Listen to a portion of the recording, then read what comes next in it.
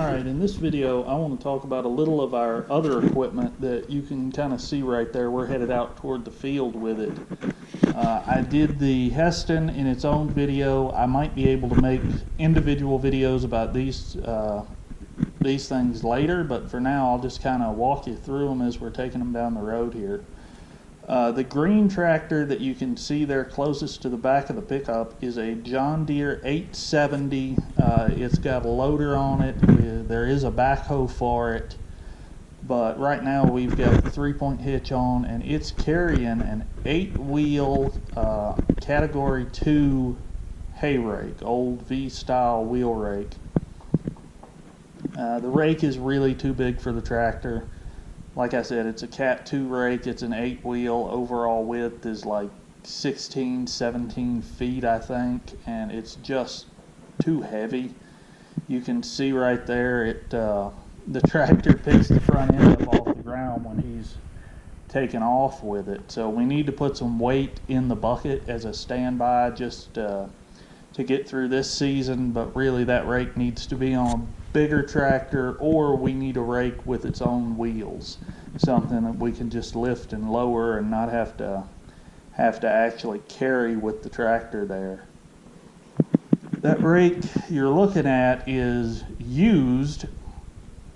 We got it used and it's actually broken. It doesn't fold up correctly. That's the reason we're moving it wide like it is, and you'll see that's why a big part of the reason we're having to pull over and let traffic go around us, because right here they don't see it yet, but I just spotted a white pickup coming up behind us that's about to pass. So everybody's about to pull over again here in just a second. But yeah, so that's the John Deere and the rake. Behind that on the baler is a tractor some of you may not have heard of. It's a Belarus or Belarus, I don't know exactly how you pronounce it, but model 420A. And the Belarus tractors are really interesting. They were designed in the Soviet Union to be used in their backcountry where there just isn't anything, and supplies are hard to get, parts are hard to get, and a tractor is used kind of like an all-around vehicle.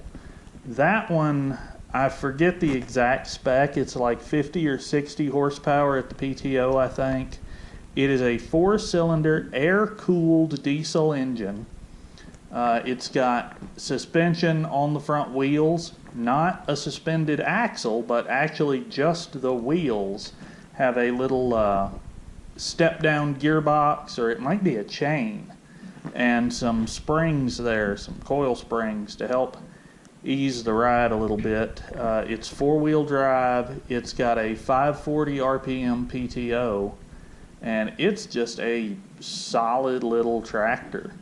The one thing I think is neat is the oil filters on those are not designed to be replaced. It's a metal centrifugal style filter, and what you're supposed to do instead of replacing it is you just pull it out, clean the metal element, and put it back in, which, you know, if you're working way out in the back country, that's nice because it's one part you don't have to worry about trying to keep in stock to keep your equipment going.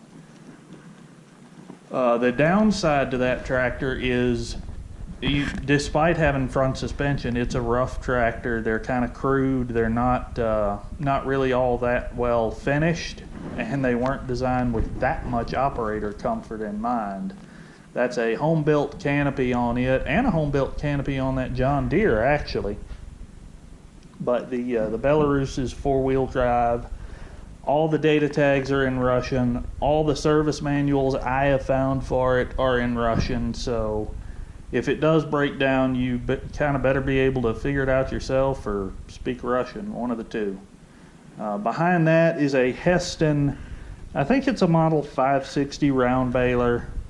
Nothing really special about it. Older unit, the belts are worn, the rollers are worn.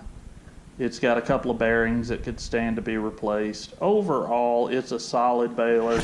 One thing I'm not real thrilled about is it is set up for a 1,000 RPM PTO, and the tractor we're running on is only a 540. It does work. but you know, we do have some problems with it, and I'm fairly sure they're due to running it at about half the PTO speed it's designed to run at. Yes, the 540 and the 1000 RPM PTO shafts are different sizes, but this one actually has an adapter on it to bring it down to bring the 1000 RPM shaft down to the 540 size. So that's the way we're actually able to physically do that. But I'll try to do up close individual videos on this stuff at some point while we've got it out this season. So make sure you're subscribed for that. We got the parts for our New Holland Hydra Swing back this week. We'll be putting it back together soon, and it's going to be going to the field. If you have any thoughts, any questions, any comments, please leave them down below. Make sure to subscribe, and thanks for watching.